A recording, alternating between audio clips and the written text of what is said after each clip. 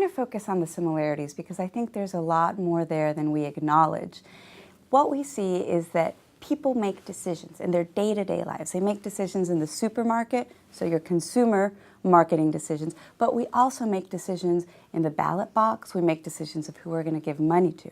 And what consumer marketing has been so good at is it focusing in on the emotional side of those decisions. Yes, we're weighing our costs and benefits, why we're going to choose something over the other, but also internally, what is it that moves us to support a particular candidate, to get out there and go to the rallies?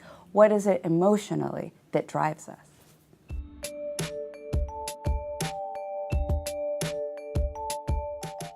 Micro-targeting is when you take a message and you zoom it in into a particular group. So in elections, maybe you really want to go after that soccer mom vote, or what I think is going to be big this year is the Whole Foods mom vote, or Latinos, or the youth, because the youth is going to care about a whole different set of issues than, for example, senior citizens or soccer moms. So you want to tailor those messages more specifically toward them.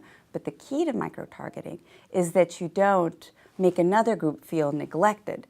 So if an older person is watching a micro-targeted ad by chance of the youth, they don't want to think, oh, is all of this attention being put on this demographic and my needs as a senior citizen are going to get forsaken? So that is the tricky part about micro-targeting, and you need to navigate it, understanding that other groups may be exposed to those ads.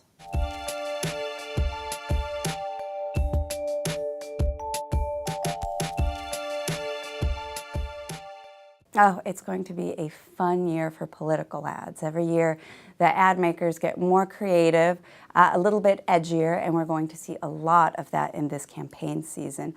What the super PACs are going to do is that they are going to allow a lot more of negativity to enter into the campaigns. Because with the super PACs, the campaigns themselves don't need to come out and show their face. You don't have to have that tagline of so-and-so endorses this ad. So we're going to see that. We're going to see a lot more play here, without taking the gloves off. However, I do want to caution the political campaigns in that the audience, the American audience, at a certain point will get turned off by too much negativity. So they have to find that sweet spot of how you can get people riled up, but not make them so frustrated and apathetic that they're not going to turn out.